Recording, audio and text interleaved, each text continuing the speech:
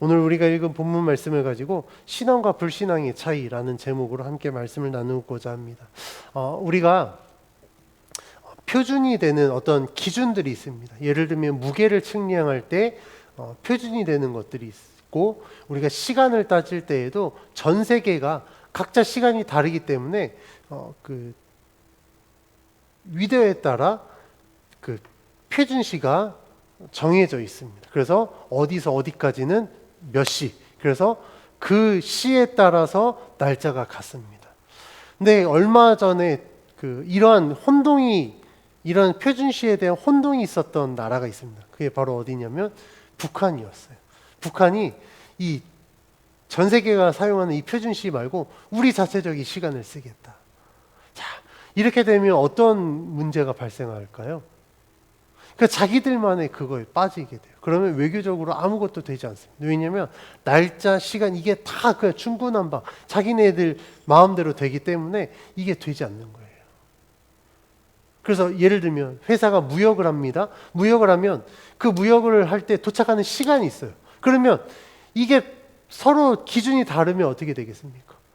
도착하는 시간을 우리 시간으로 맞춰야 돼? 니네 시간으로 맞춰야 돼? 그리고 이거 시차를 또 따져서 막 보내야 되기 때문에 굉장히 어렵습니다. 그러니까 같은 공간에 살더라도 이와 같이 기준이 달라져 버리면 굉장히 큰 혼란이 있게 됩니다. 오늘 우리가 읽은 말씀에서도 이 신앙과 불신앙의 차이라는 제목으로 함께 말씀을 나눌 텐데, 그러면 어떤 것 때문에 신앙이 되고 어떤 것 때문에 불신앙이 되는가를 함께 살펴보려고 합니다. 지난주 설교에서 예수님은 하나님께서 보내신 자를 구원하시겠다라고 약속하셨습니다. 그러면 이 하나님이 보내신 자는 누구인가? 여러 가지 신학적인 논쟁이 있기 때문에 제가 지난주에 이 설교에서 말씀드린 것처럼 하나님께서 보내신 자는 예수 그리스도를 믿고 구원받은 자들이라고 말씀을 드렸습니다. 예수님이 말씀하신 하나님께서 보내신 자, 그러면 이 자들 구원하시겠다고 하셨는데, 예수님은 오늘 본문에서 이 하나님께서 보내신 자들의 특징에 대해서 추가적으로 말씀하고 있습니다. 오늘 본문 45절에 기록되어 있는데 45절 말씀을 함께 봉독해 보겠습니다. 시작. 선지자의 글에 그들이 다 하나님의 가르치심을 받으리라 기록되었은즉 아버지께 듣고 배운 사람마다 내게로 오느니라. 아멘. 이 말씀은 이사야서 54장 13절 말씀을 인용한 것인데, 선지자의 글과 같이 하나님께서는 구원받을 자들에게 하나님의 말씀을 전하시고 그 말씀을 받은 자들은 하나님이 약속하신 대로 구원을 받는다는 사실을 의미합니다. 다시 말하면 하나님께서 보내신 자들은 하나님께로부터 말씀을 받고 배운다라는 거예요. 그러니까 다른 사람들의 가르침을 받으면 그 가르침이 기준이 될 텐데, 이들이 예수님을 믿을 수 있었던 이유는 하나님께로부터 가르침을 받았고 하나님의 말씀을 받았기 때문에 하나님의 말씀대로 예수 그리스도를 믿을 수 있게 된 겁니다. 예수님이 이 이사야서의 말씀을 인용하여서 말씀하신 이유가 있습니다. 왜냐하면 예수님의 말씀을 듣고 그 자리에서 유대인들이 수군거렸기 때문에요. 예수님께서는 자신이 하나님이 보내신 그리스도이시며 생명의 떡이라고 말씀하셨습니다. 그런데 사람들이 그 말씀을 듣고 수군거리기 시작하는 거예요. 왜 그러냐면 그들은 예수님을 그리스도로 인정하지 않았기 때문에 그렇습니다.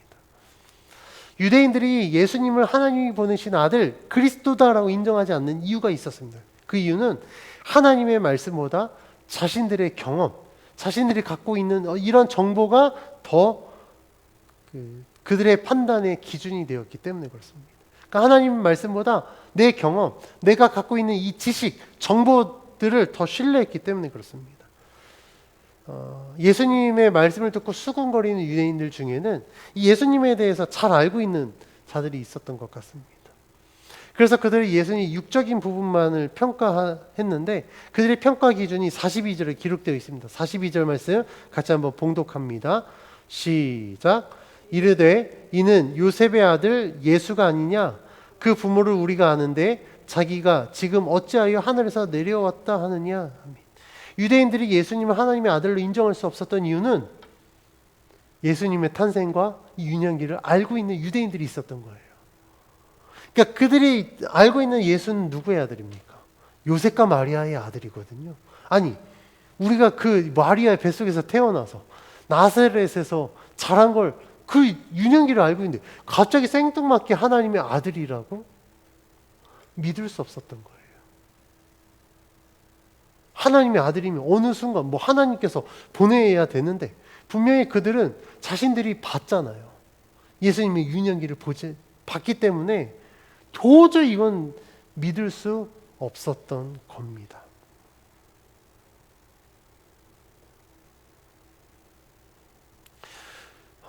유대인들이 자신들의 어떤 지식, 경험을 판단 기준으로 삼는 것이 문제인데, 그럼 이게 유대인들만의 문제이냐? 그렇지 않을 겁니다. 만약에 여러분들이 이 자리에 있었다고 한다면 어떻겠습니까? 저 같은 경우는 저도 못 믿었을 것 같아요. 제가 제 성향이 굉장히 사실주의거든요. 누군가가 뭐 이야기하면 근거를 제시해봐. 제가 이렇게 이야기해요. 근데 그 근거를 확실히 제시 안 하면 정확하지도 않으면서 어떻게 그걸 그렇게 이야기해라고 제가 되묻는 성향이기 때문에 아마 예수님이 이렇게 말씀하셨으면 예수님 하나님의 아들이신 증거를 저한테 근거를 대보십시오. 예수님 나사렛에서 마리아 뱃속에서 태어나셨잖아요. 베들레헴 마구간에서 태어나셨잖아요. 그 시도 알고 있는데. 그리고 거기에서 그렇게 잘하셨는데 어떻게 하나님의 아들이라고 말할 수 있습니까? 아마 저도 더하면 됐지 덜하지는 않았을 것 같아요. 왜냐하면 우리 인간은요, 눈에 보여지는 것, 그것을 기준으로 삼을 수밖에 없는 존재들이기 때문에 그렇습니다. 그런데요, 이렇게 예수님이 말씀하셨을 때 예수님께 반문하지 않고 예수님의 그 말씀을 의심하지 않고 예수님이 하나님의 아들이시며 그리스도다라는 사실을 믿는 자들도 있었습니다. 그러면 이 믿는 사람들은 지식이나 경험이 없었을까? 아니면 좀 순진한 사람이었을까? 아니 어떻게 예수님이 말씀하신 대로 믿을 수 있었을까? 그들이 믿을 수 있었던 이유는요, 45절에 답이 나와 있습니다. 45절 말씀 다시 한번 봉독해 볼까요? 시작. 선지자의 글에 그들이 다 하나님의 가르치심을 받으리라 기록되었은즉 아버지께 듣고 배운 사람마다 내게로 오느니라. 예수님을 영접한 사람들이 예수님의 말씀을 듣고 그리스도를 믿을 수 있었던 이유는 하나님께 가르침을 받았기 때문에 그렇습니다. 그러니까 하나님이 말씀하신 대로 믿었기 때문에 그래요. 여기서 하나님의 가르치심을 받았다라는 것은 하나님의 인도하심을 받았다라는 뜻과도 같습니다. 다시 말하면 예수님의 말씀을 듣는 순간 그들에게 판단의 기준은 자신이 갖고 있는 지식이나 경험이 아니라 성령의 감동을 통해 하나님의 말씀이 기준이 되는 겁니다. 그래서 지난주에 말씀드린 것처럼 누가 구원을 받을 수 있느냐라고 했을 때 하나님께서 그냥 딱딱 내가 너 구원해 줄게 해서 그 딱 집은 사람이 구원을 받는 게 아니라 하나님은 모든 사람을 구원하기로 예정하셨습니다. 그런데 모든 사람을 구원하기로 예정하셨지만 구원 받는 사람이 있고 받지 못한 사람이 있어요. 누가 구원받는다고 말씀드렸습니까? 지난주에. 그 말씀을 믿는 자들입니다. 그러니까 하나님의 예정과 사람의 믿음이 합쳐졌을 때 구원이 이루어진다. 그래서 이걸 신학적인 용어로 신인협동설이라고 말씀드렸습니다.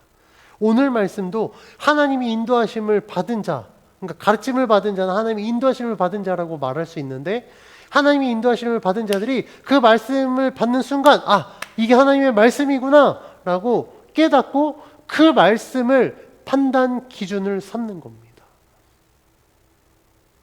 그래서 예수님이 내가 하나님이 보내신 자다, 내가 생명의 떡이다라고 말씀하셨을 때 그 자리에서 그 말씀을 믿을 수 있게 된 겁니다. 하나님의 가르침을 받는 자들은요, 그들의 판단 기준이 더 이상 세상의 것이 되지 않습니다. 그러니까 자신의 것이 되지 않아요. 그래서 세상 사람들이 봤을 때 우리 예수 믿는 사람들, 그러니까 세상의 기준으로 봤을 때 우리 예수 믿는 사람들은 굉장히 답답한 사람들입니다. 어찌 보면 그들의 표현으로는 굉장히 불쌍한 사람일 수도 있어요. 왜냐하면 세상은 철저하게 자기중심적인 삶을 살게 합니다. 이게 더 심해진 것 같아요. 그러다 보니까 사람들이 얼마나 이기적인지 몰라요. 근데 이게 각 개인의 문제인가? 그렇지 않습니다. 지금 시대가 얼마나 이기적이냐면 개인주의를 뛰어넘어서 이 사회 외교적으로 그래요. 2000년대까지만 하더라도 글로벌이라고 해서 전 세계 지구촌이 하나 되는 이런 외교적인 풍토들이 있었습니다. 그래서 각 나라가 서로 연합하고 그렇습니다. 그런데 어느 순간부터 아마 제가 알기로는 요 몇 년 전부터 각 나라들이 서로 협력하는 것보다 굉장히 자기 나라 중심적으로 바뀌기 시작해 버렸어요. 우리나라 이익을 위해서. 그래서 요 최근에 이 세계 정세를 뭐라고 이야기합니까? 신냉전 시대라고 이야기할 만큼 굉장히 자기 중심, 자기들만의 것. 그러니까 내가 손해보기 싫다는 거예요. 내 이익을 위해서는 내가 전쟁도 불사르지 않겠다. 그래서 러시아가 우크라이나 침공한 거 아닙니까? 요 최근에는 중국과 미국의 그 하원 의장부터 시작해서 뭐 주지사, 이제 그 대표적인 정치인들이 4번째 대만 방문하면서 중국이 막 대만 상공을 날아다니고 막 그렇습니다. 이런 문제들이 있는 상황에서 성경은 뭐라고 이야기합니까? 우리 자신의 것을 챙기라고 말하지 않거든요. 성경이 뭐라고 이야기합니까? 오른뺨을 맞으면 양 싸대기를 날려라라고 가르치지 않아요. 성경은. 오른뺨을 맞으면 왼뺨을 돌려대라. 누가 오리를 가자면 심리를 가줘라. 누가 겉옷을 달라면 속옷도 내어줘라. 이게 성경의 가르침이에요. 그러니까 우리가 하나님을 믿는 자로서 우리는 이 말씀대로 살아야 됩니다. 근데 세상의 기준은 어때요? 굉장히 불쌍하잖아요. 지금 하나라도 더 챙겨도 모자랄 판국에 내 거를 나눠준다고? 그렇습니다. 그런데요, 하나님을 믿는 자들은요, 그렇게 행합니다. 그리고 행해야 됩니다. 왜요? 판단의 기준이 세상이 아니라 하나님이 되기 때문에 그렇습니다. 그래서 이 자리에서 예수님의 말씀을 듣고 예수를 믿는 자들도 사실 유대인들이 보면 굉장히 답답한 거. 야, 뭐 요셉과 마리아의 아들인데 무슨 하나님의 아들이야라고 했음에도 불구하고 그들이 예수님을 그리스도로 믿을 수 있었던 이유는 하나님의 말씀이 그들의 판단의 기준이 되었기 때문에 그렇습니다. 그래서 예수님은요, 이 자리에서 분명히 예수님에 대해서 수군거리는 자들이 있음에도 불구하고 계속해서 하나님의 구원에 대해서 적극적으로 말씀합니다. 그래서 예수님이 말씀하신 건 내가 생명의 떡이다라고 말씀합니다. 예수님이 하나님의 구원에 대해서 이야기할 때 자신을 생명의 떡이라고 말씀하신 이유가 있습니다. 그것은 유대인들이 하나님의 구원에 대해서 정확하게 알게 하기 위해서입니다. 지금 예수님이 말씀하고 있는 이 시기는 어떤 시기냐면 6장 4절 말씀에 보면 유월절이 가까이 왔다라고 이야기해요. 그러니까 유월절을 앞두고 지금 예수님이 말씀하시는 겁니다. 유월절이 어떤 절기입니까? 이스라엘 백성이 출애굽했을 때 하나님이 이스라엘 백성을 출애굽하게 하신 그 놀라우신 구원을 기념하기 위해서 이스라엘이 지키던 아주 중요한 절기였습니다. 그러니까 유월절은 곧 하나님의 구원과 일치되는 절기예요. 이 절기를 앞두고 예수님은 지금 하나님의 구원에 대해서 이야기를 하고 있는 겁니다. 자, 출애굽 하면 우리가 떠올리는 거 10가지 재앙이 있습니다. 그리고 출애굽했죠? 하고 나서 홍해를 건넜고 그리고 광야 생활을 했습니다. 이 광야 생활에 있어서 핵심적인 요소들이 있어요. 떠올리는 요소가 있습니다. 무엇입니까? 광야하면 만나와 메추라기. 그러니까 우리가 광야하면 만나와 메추라기, 뭐 반석의 물 이런 것들이 떠오르거든요. 예수님은요, 이 이 유대인들에게, 육적인 구원만을 생각하는 이 유대인들에게 영적인 구원을 깨닫게 하시려고 자신을 생명의 떡으로 비유하신 겁니다. 예수님이 이 떡으로 비유한 이유는 아까 말한 것처럼 광야에서 이 만나를 연상하고, 그 만나를 주신 분이 누구냐, 만나를 왜 주셨느냐, 그거를 생각하면서 이 영적인 구원에 대해서 이야기하기 위해서 자신을 생명의 떡으로 비유합니다. 이 비유에서 대조가 되는 것이 바로 떡과 만나입니다. 49절에 나오는 만나인데, 만나와 예수님의 공통점이 있습니다. 이 공통점 무엇이냐면 하나님이 이스라엘 백성들, 그러니까 하나님이 구원을 위해서 보내주셨다라는 거예요. 만나는 이스라엘 백성이 출애굽하여 광야에 있을 때 하나님이 그들을 살리기 위해서, 먹이기 위해서 보내주신 양식입니다. 예수님은 구원을 이루기 위해서 하나님이 보내신 그리스도입니다. 공통점이 있는가 하면 또 차이점이 있습니다. 차이점은 무엇이냐면 만나는 그 안에 생명이 없습니다. 그래서 예수님께서 49절에 말씀하시죠. 너희 조상들은 광야에서 만나를 먹어도 죽었다. 왜냐하면 그 안에 생명은 없습니다. 생명을 해주기는 하지만 만나 자체에는 생명이 없어요. 그래서 만나를 아무리 먹는다고 해도 그 안에 생명이 없기 때문에 먹어도 죽을 수밖에 없다라는 겁니다. 반대로 예수님은 그 안에 생명이 있습니다. 그래서 오늘 말씀에서 예수님은 내가 생명이 있기 때문에 내가 생명의 떡이다라고 이야기하는 거예요. 그래서 이러한 차이점으로 예수님은 49절과 50절에 이렇게 이야기합니다. 같이 한번 봉독합니다. 49절 50절입니다. 시작. 너희 조상들은 광야에서 만나를 먹었어도 죽었거니와 이는 하늘에서 내려온 떡이니 사람으로 하여금 먹고 죽지 아니하게 하는 것이니라. 아멘. 만나를 먹었어도 이스라엘 백성들은 죽었지만 예수님은 어떻다고요? 그 안에 생명이 있기 때문에 먹고 죽지 아니할 것이다 라고 약속하고 있습니다.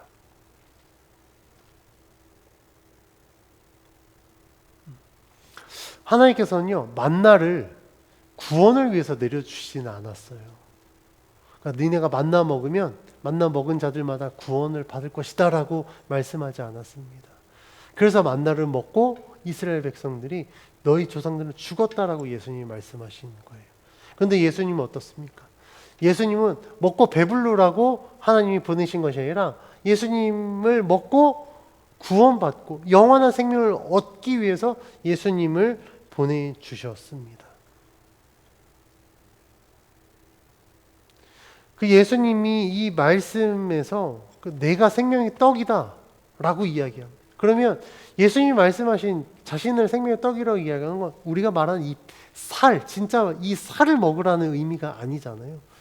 예수님이 이렇게 말씀하신 이유는 십자가에 이제 십자가를 지실 텐데 십자가를 두고 자기 자신이 모든 죄를 사하기 위한 제물로 바쳐지기 때문에 그걸 의미해서 자기 살을 먹으라라고 이야기를 하고 있습니다. 예수님이 살을 먹으라라고 하는 건 진짜 이 문자들을 각각 아구작아구작 씹어서 먹으라는 의미가 아니라 예수님을 먹으라는 것은 예수님을 믿으라라는 겁니다. 예수님을 그리스도로 인정해라, 받아들여라라는 의미예요. 그러니까 우리가 예수님의 그 생명의 떡이신 예수님을 먹는다라는 것은 예수님을 믿는 것을 의미하고, 예수님을 믿으면 예수님이 약속하신 대로 그 안에 생명이 있기 때문에 영원히 죽지 않고 생명을 얻게 된다라고 약속하신 겁니다. 그래서 예수님은 예수님 자신이 하나님의 구원을 완성하고 그것을 믿는 자들에게는 하나님이 약속하신 영생이 허락될 것이다 라고 말씀하고 있습니다. 여기에서 우리가 고민해 봐야 될 문제는 오늘 설교의 제목처럼 그렇다면 왜 불신앙과 신앙의 차이가 나타날까? 입니다. 서로 다른 예수를 만나서 진짜 예수를 만난 사람들은 신앙을 갖고 가짜 예수를 만난 사람은 불신앙을 가진 게 아닙니다. 서로 다른 말씀을 들은 것도 아니에요. 똑같은 자리에서 똑같은 예수를 만났고 똑같은 말씀을 들었습니다. 그런데 그 자리에서 어떤 사람은 믿고 어떤 사람은 믿지 않는다라는 거예요. 이 차이가 무엇일까? 그것은요, 그 사람들의 판단의 기준이 어디에 있느냐에 따라 신앙과 불신앙이 나누어집니다. 앞에서 말씀드린 것처럼 하나님의 말씀이 내 삶의 판단의 기준이 된다면 예수님을 그리스도로 믿게 될 겁니다. 그런데 반대로 지금 수군거리고 있는 이 유대인들처럼 자신들이 갖고 있는 지식이나 경험이 판단의 기준이 되면 절대 예수님을 그리스도로 믿을 수 없습니다.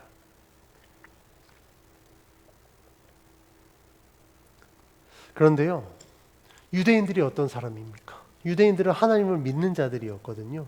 하나님을 믿는 믿음 때문에 제사도 드렸고 율법도 지키는 자들이었습니다.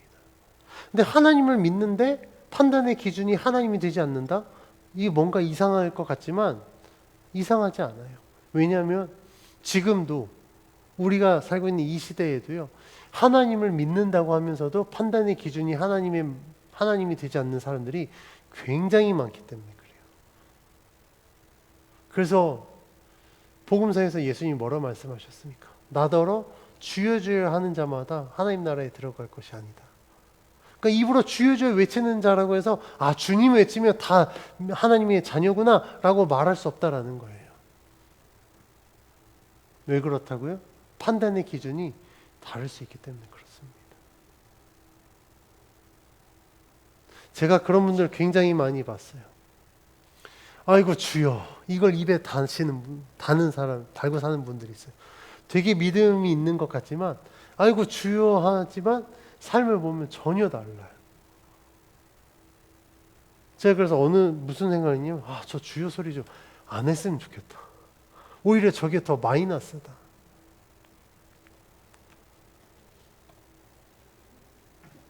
그런데 그 사람들은요, 자신들이 잘못됐다는 걸 인지하지 못합니다. 자신들은 굉장히 믿음이 좋다라고 생각해요. 유대인들이요, 내가 하나님을 떠난 자다, 하나님의 구원의 밖에 있는 자다라고 생각하지 않았습니다.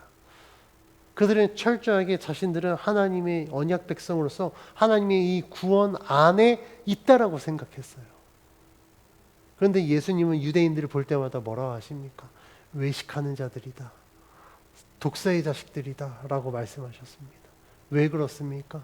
겉모습은 율법을 지키고 정말 하나님을 신실하게 믿는 것 같지만 그들의 판단 기준은 하나님의 말씀이 아니라 자신들의 지식이나 경험이었기 때문에 그렇습니다. 이렇게 하나님을 믿는 것 같지만 판단의 기준이 하나님의 말씀이 아닌 자기 자신이 되었을 때, 세상의 것이 되었을 때 저는 이 사람들의 모습을 불신앙이라고 규정합니다. 왜냐하면 이 사람들 굉장히 위험하기 때문에 그래요. 우리가 예수 그리스도를 믿습니다. 하나님의 구원을 받습니다. 그럼 우리는 무엇을 위해서 살아야 됩니까? 성경은 주를 위하여 살라라고 말씀하셨습니다. 그래서 우리가 요한복음 6장 말씀에서도 계속 살펴봤지만 예수님이 뭐라고 말씀하셨죠? 썩을 양식을 위해서 일하지 말고 영생이 있는 양식을 위하여 일하라. 그 양식이 무엇이라고 말씀하십니까? 바로 하나님의 아들 예수 그리스도를 믿는 것이다라고 말씀하셨거든요. 그러니까 우리는 주를 위하여서 살아야 됩니다. 구원받은 백성이라고 한다면.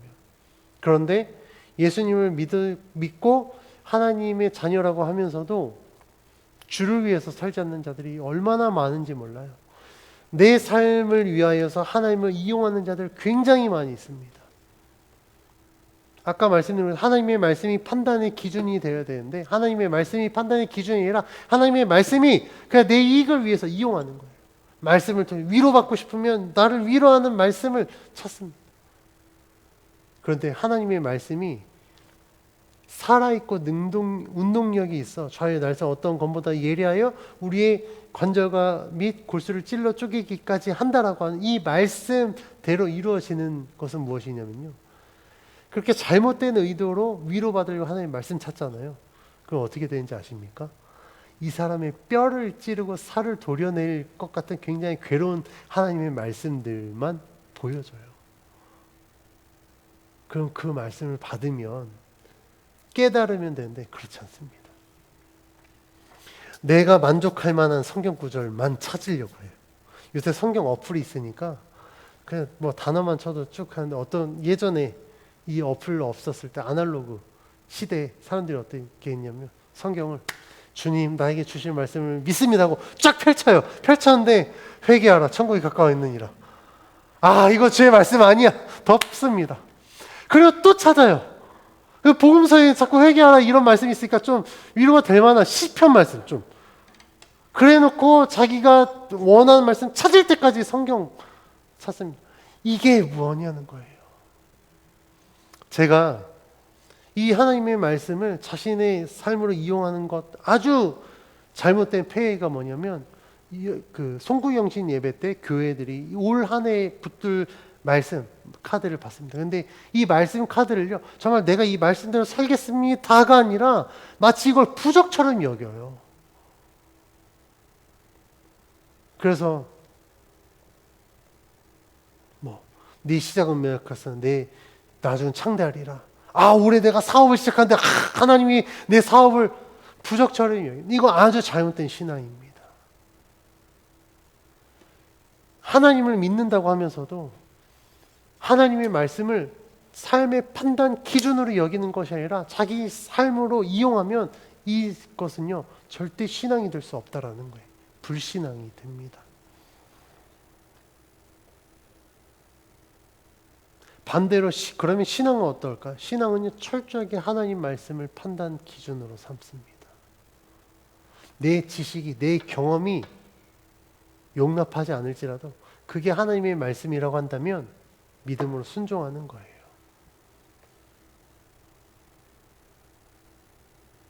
그런데요, 이게 굉장히 어렵습니다. 아마 우리 성도님들 아실 거예요. 얼마나 삶의 연륜이 많이 있습니까? 얼마나 많은 것들을 경험해 보셨습니까?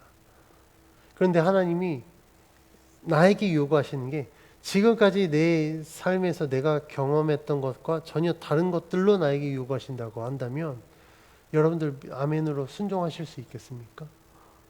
절대 쉽지가 않아요. 어려운 일입니다. 어렵지만 해야 됩니다. 그리고 할 수 있습니다. 왜냐하면 제가 그 할 수 있는 비법을 말씀드릴게요.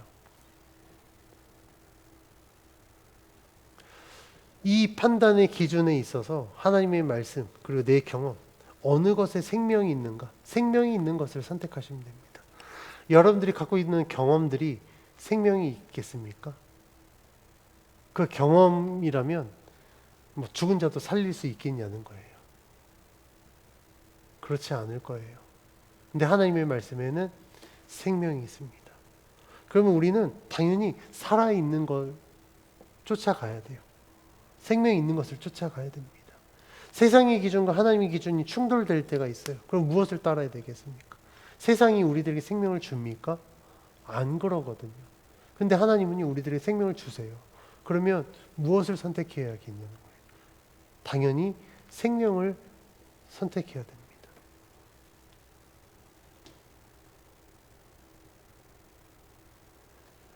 우리가 예수 그리스도를 믿는다라고 한다면 무엇이 믿음인가? 저는 늘 이것들을 고민하라고 말씀드립니다. 왜냐하면 제가 그걸 고민하고 있거든요.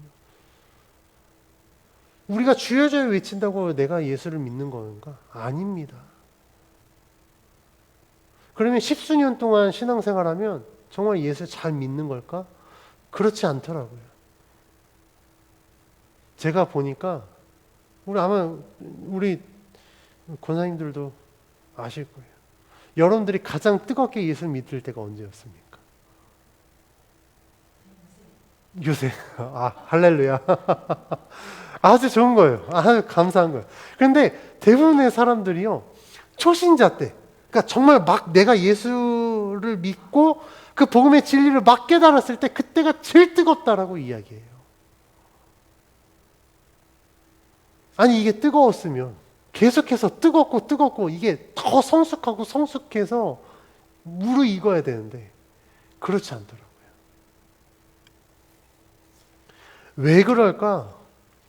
왜 그럴까? 저는 사실 지금도 고민합니다. 왜 그럴까? 왜 성도들이 아니 권사님 되고 장로님 정도 됐으면 정말 신앙이 누가 봐도 정말 신앙이 본이 되어야 되는데 오히려 더 본이 안 되는 왜 그럴까? 목사님들도 목회를 막 20년, 30년 하셨으면 정말 이 젊은 목회자들이 우러러 보고 저거 본받아야 되는데 안 그렇더라고요. 왜 그럴까?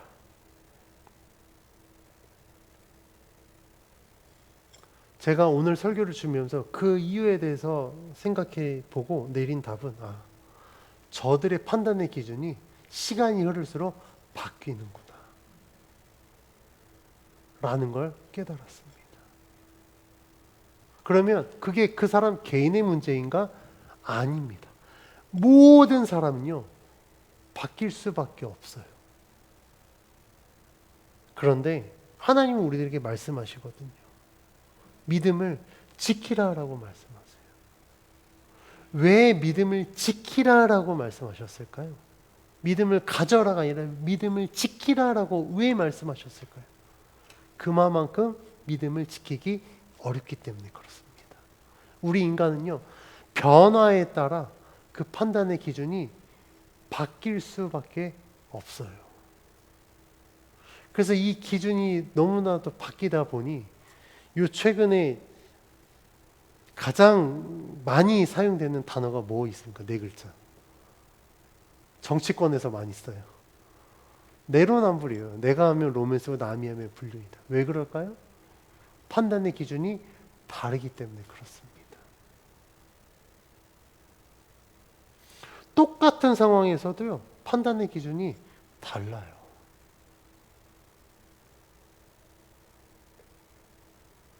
그래서 정말 우리가 믿음도 그렇지만 모든 것에 있어서 가장 중요한 게 무엇이 있냐면 저는 초심이라고 봅니다.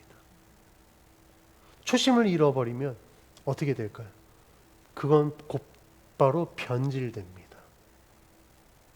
우리가 식당들도 보면 맛집이라고 소문났잖아요. 3대 4대.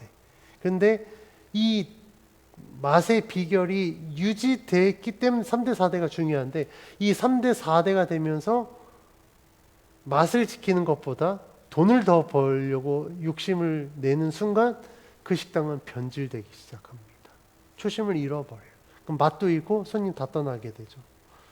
세상의 이치도 이런데 우리들의 신앙은 어떻겠습니까? 우리들의 신앙도요 끊임없이 우리는 변질될 수밖에 없는 환경들 가운데 노출되어 있습니다. 세상에서만 초심이 중요한 게 아니라 우리들의 신앙에서도 초심이 굉장히 중요합니다.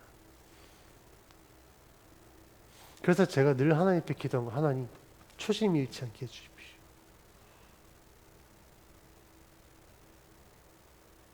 그래서 제가 교회를 개척하면서도 사실 제가 두려운 게 무엇이냐면 저도 제가 저건 아닌데라고 생각했던 그 목사님들처럼 나도 변하겠지라는 정말 변하고 싶지 않은데 기라성과 같은 목사님들도 변질되더라고요. 나중에 변하더라고요. 그래서 은퇴하시고 난 뒤의 모습이 더 덕이 안 돼서 참 실망할 때가 많이 있는데 나라고 저러지 말라는 법이 없겠다. 그래서 늘 하나님께 기도한 하나님 제가 초심을 잃지 않게 해주십시오. 변질되지 않게 해주십시오. 라고 기도하고 있습니다. 그렇기 위해서는요 우리가 끊임없이 매일매일 삶 속에 우리가 되뇌어야 되는 것, 내 삶의 내 모든 것의 판단의 기준이 무엇인가를 점검해 봐야 됩니다. 나는 하나님의 기준으로 판단하고 그 말씀에 순종하는가, 아니면 내 생각, 내 기준으로 판단하고 하는가. 하나님의 말씀을 믿고 하나님의 그 말씀을 삶의 기준으로 삼으면요 엄청난 영향력이 있습니다. 그 대표적인 예가 초대교회예요. 우리가 사도행전을 읽어보면 오순절 성령 강림 사건 이후에 교회로 모입니다. 그런데 이 초대교회가 어떻게 되냐면 성경은 뭐라고 기록하냐면 날마다 모이기에 힘쓰고 모인 사람들이 날마다 하나님을 찬미하고 서로 은혜를 나눴다. 그때 교회는요, 세상으로부터 칭송을 받게 되고 그 교회 모습을 통해서 많은 사람들이 교회로 모이게 됩니다. 그래서 믿는 자의 수가 날마다 더하여졌다라고 기록하고 있어요. 하나님의 말씀대로 온전한 신앙을 갖고 살면 이와 같은 영향력이 있다라는 겁니다. 나 때문에 실망해서 하나님을 저버리고 떠나는 것이 아니라 나 때문에 하나님을 믿게 되고 나 때문에 교회 공동체 안에 들어오게 되어서 그렇게 온전한 믿음의 공동체는 세상으로부터 비난을 받는 게 아니라 칭송을 받게 된다라는 거예요.